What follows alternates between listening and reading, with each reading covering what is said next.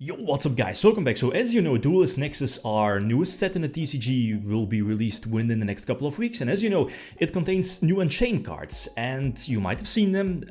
They're solid, it's solid support for Unchained. The thing is that up until now, Unchained didn't really do that much in the TCG, but there is potential, especially with these new cards. So for this particular video, again, I want to take a look what's the potential for, or from Unchained, or for Unchained, for us TCG players in the current TCG format. So let's take a look. Right, as you know, looking at the right side here, Unchained is getting 3 new cards, 2 effect monsters, both level 6, while there's also new, at least a new link monster, a link 2. So let's start off with the first one, the first level 6 Sharvara, I believe the name is. This one is an instant 3-off for the deck. It has the capability to special summon itself from the hand and, you know, pop a card. As you know, that's basically the key play, I guess, for Unchained, is popping your stuff, like your traps, for example, and then special summoning monsters from your deck, for example. And that's, I think, much more important, is that this one also searches a spell, for example, or, you know, a trap, as in you can directly set it from the deck. So again, fantastic. The reason why this deck, again, has more capabilities to potentially OTK your opponent, because also it has a bigger attack stat compared to the other ones we already had. While the second one, being the blue one, as you see here, is also a level 6 one. I believe this one is just fine as a one-off in the main deck, because it could potentially be searched out from your combos. It's not really a combo starter, but it does let itself reborn from the graveyard by popping a card on your side of the field. So that's fantastic.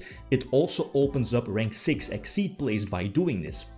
While on the other hand, it also has the capability to potentially Mystical Space Typhoon, you know, spell and trap destruction, for your opponent by popping a card you control. So that's already fantastic, but again, I feel this is just fine as a one-off, because this opens up easy Exceed plays or link plays, but, you know, you want to go for the Exceed play first if you reborn it from the graveyard, because otherwise it will just banish itself, right? And that's where King Caesar is in the main deck or extra deck, to potentially negate summons from the opponent. The last one is their Link 2, and again, one of the better links in the game, I guess, simply because upon Link Summon, this searches basically any Unchained monster from the deck. Again, a fantastic extender, simply because you can search one of, like Sarama, for example, to keep extending your plays and potentially, again, fueling the OTK.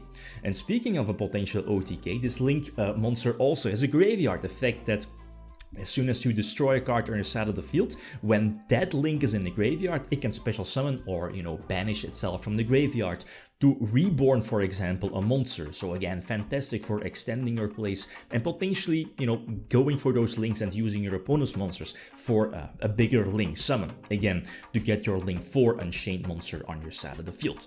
Next up is the deck list on the left side. As you see, it's not complete, simply because, come back to that in a couple of moments, but the new cards should be in there as well, right?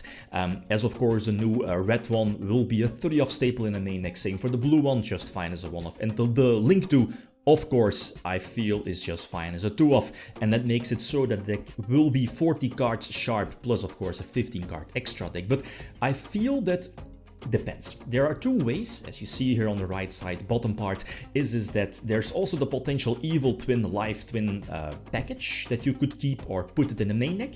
That will increase the ceiling of this particular deck, as you know, like Evil Twins / Life Twins, they have so many 1-card starters that, you know, like draw, pop, tag out, you know how they work. Problem, and that's, I feel, the biggest problem for that hybrid, is that you're kind of sacrificing a lot of space in the main deck for potential board wipes, power spells, going second cards, hand traps. So that's why I'm leaning towards the more pure build, as in pure Unchained, over a potential hybrid with Life Twins and or Evil Twins, right? So, as speaking of board breakers, I think most of them are pretty stable for the deck, looking at triple Ash Blossom, triple Dark Ruler, triple Evenly, and of course triple Imperm. And that makes it so that it's 40 cards sharp. Now, for some statistics, like how does the deck stack up against other decks in our current TCG format? Like, again, looking at the statistics, attack, defense, consistency, speed, and recovery, I feel this deck is kinda kind of good. It for me at least, it scores like pretty decent or too good over like all the other you know, potential statistics or capabilities, right? Maybe something is that because the deck is somewhat combo oriented, and that's where I feel that you might are sacrificing some defense. Again, depends on how you want to build the deck, going second for example with board wipes, but ending on like your Link 2 plus a potential pop with a trap, maybe some hand traps, maybe King Caesar as well. That's it. So that's not too threatening, but you know, the deck can extend. And as you see, like recovery-wise and consistency, the deck scores pretty well, I feel. Same for speed, going second and potentially OTKing your opponent, especially with these new cards and that bigger attack stat, it makes it much easier to do that. So to conclude, like how powerful is Unchained for us TCG players? I feel for now, maybe a little bit optimistic. I feel this is not tier 1. Not tier 1 as in, you know, Kashtera or Sprite or whatever. But I think this is a solid tier 2 deck. So I would for now, especially because this new support is good, it's really good support, I feel more so like a 7, maybe 7.5, let's just go for 7. And there is potential, like, you know, Unchained is one of those decks that, you know, there's always that one guy at locals that's playing like older decks, maybe the guy that plays like Unchained or played Unchained for years, he'll pick this, you know, he'll pick up this new support, and, you know, those people would do well or will do well at like locals, regionals, but I'm not so sure about like 11, 12 round wise. Yes, I think this deck lacks a little bit consistency, you know, for that to, you know, get yourself to top 32. So for me, that's it. Again, other options, the card tips for the decks, definitely let me know down below. Did I miss something? Okay, guys, that's it. Thanks for watching. Feel free to leave a comment or like if you enjoyed the video. Leave them standing out. Peace.